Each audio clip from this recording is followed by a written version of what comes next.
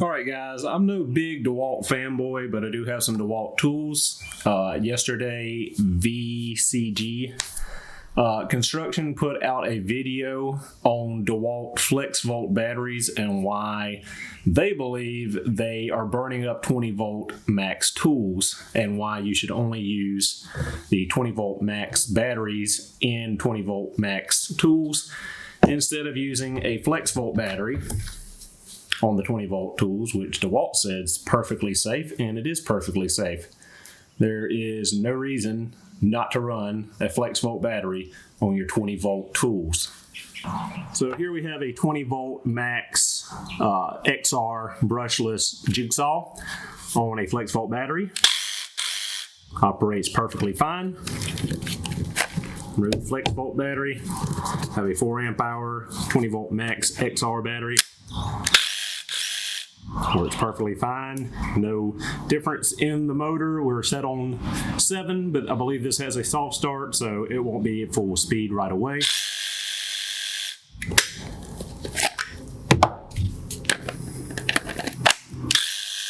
No difference in sound or operation speed of the tool. Flexvolt circular saw has to run a Flexvolt battery.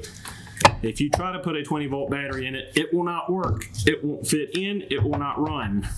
You can't get it down all the way. And there's a reason for that, which we're going to show on the tool, the difference in the connectors on the Flexvolt tools and the 20 volt max tools. Also the difference in the connection for the Flexvolt battery and the 20 volt max battery.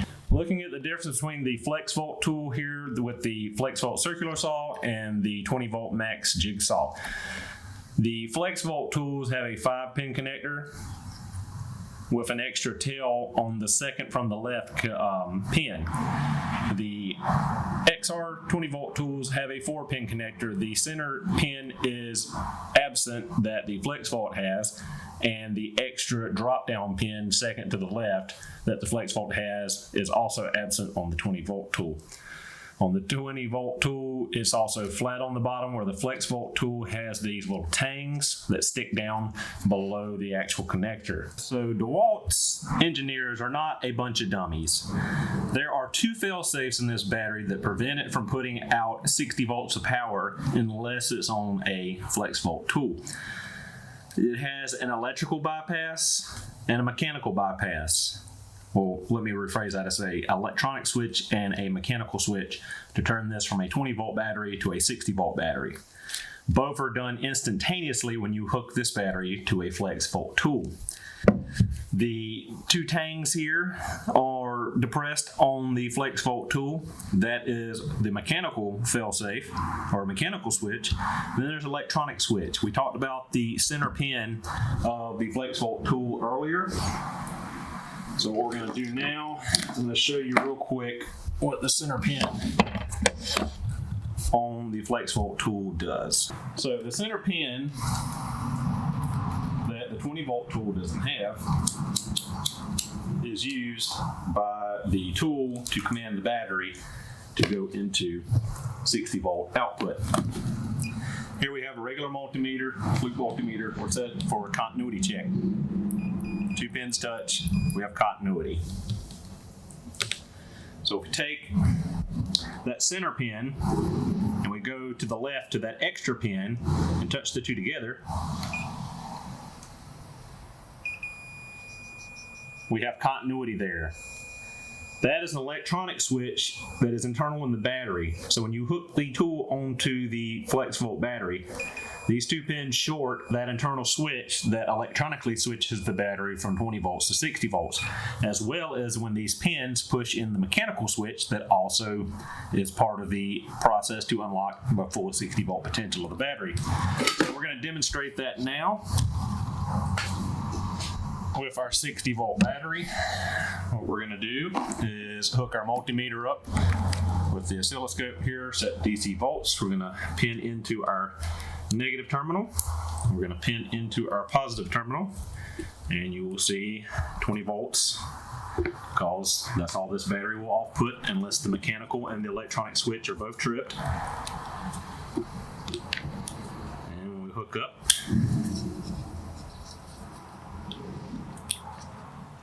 If I can get this to. All right, so we hook up 19.6 volts is what we've got right now, outputting from the Flexvolt battery. So what we're going to do now is short the two pins, just like the Flexvolt tool would do when the battery's hooked onto it, which is the center pin shorts to the left pin.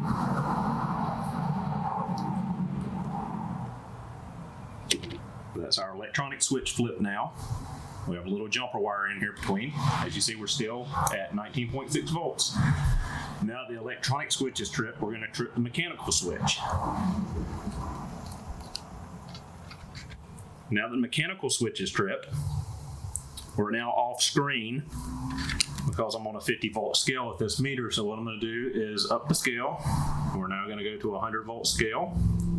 And as you can see here, live data, we're at 19.6 volts. So again, our electronic switch is flipped. Now we're going to switch the mechanical switch. And boom, we're outputting 58.7 volts, aka 60 volts, which makes this a Flexvolt battery outputting 60. So the only way that your 20 volt tool can receive 60 volts of power from this Flexvolt battery are, one, if the electronic switch is shorted together, which there's no pins to short them on the 20 volt tool, and if this mechanical switch is flipped, which there are no pieces on the connector to push in the mechanical switch on a 20 volt tool. So there's absolutely no way you're going to get 60 volts out of this pack when hooked to a 20 volt tool. Now let's unshort this, take the electronic switch out of the way, and just push in the mechanical switch. Say that it hung up, which is extremely unlikely because this is extremely hard detent. This is a lot of pressure you're going to push on this spring to get it to switch. And when you switch it without the electronic switch flipped, you actually get less voltage out. We're only at 17.4 volts DC right now.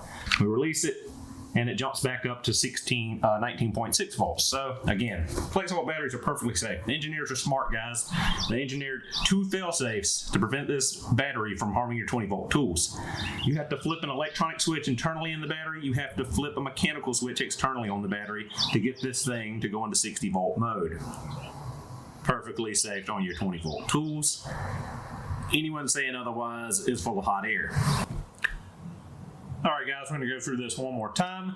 I've now set this to just be a regular digital multimeter instead of the graphing, so you can actually see the numbers a lot better on screen. After looking at some of the footage, I see that it's a little hard to see. So first we'll hook up to the 20 volt max battery, positive and negative, read the voltage output on that. Whoops. And there we have 18.46 volts DC. Now we'll go back and hook up to our Flexvolt battery one last time to show you that there's our Flexvolt battery. She is 2 bars out of 3. I'm going to hook to the positive, hook to the negative.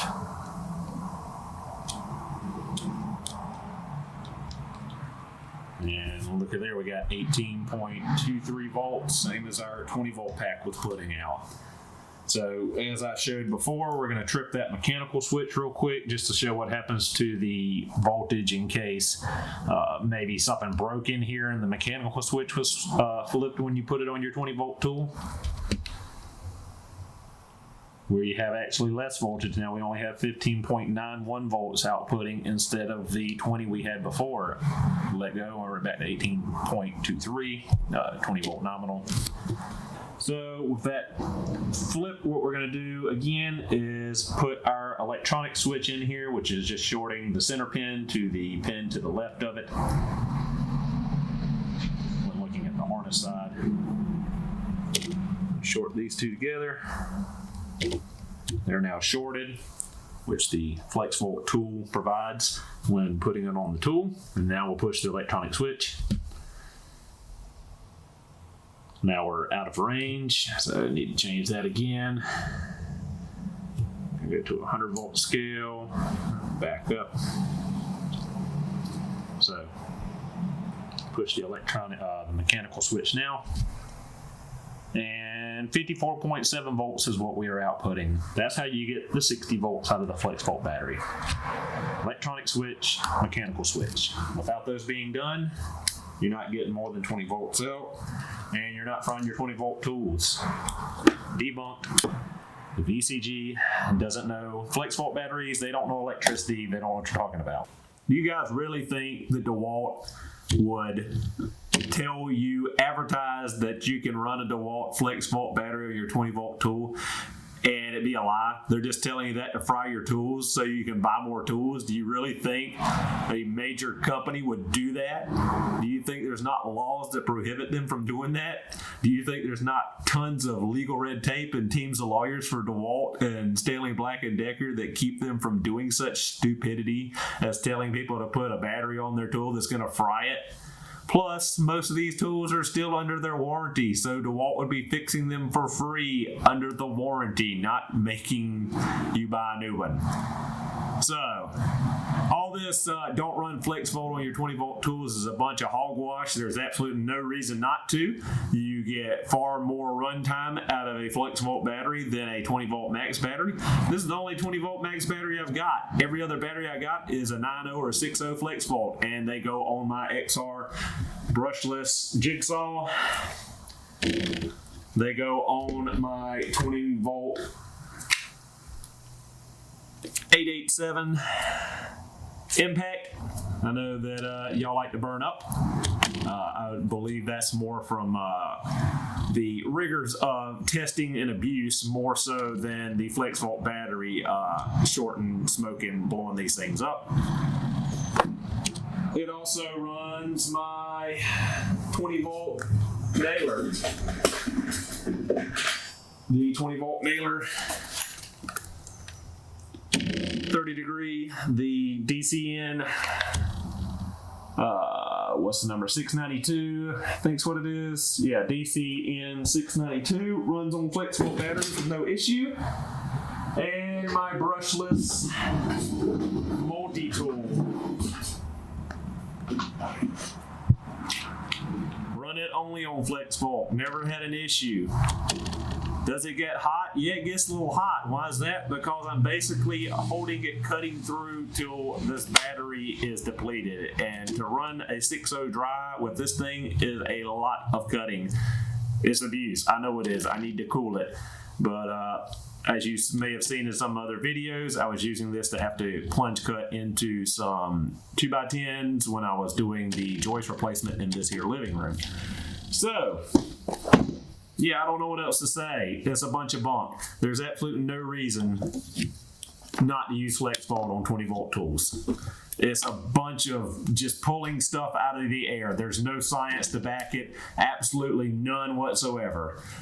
So I don't know why they're publishing misinformation and making a video and trying to defame DeWalt or whatever their deal is here.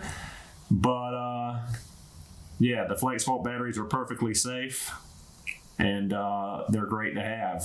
Great extra runtime on them. So thanks for watching. Hope you enjoyed the video. Hope you learned a little something, and I will see you in the next one.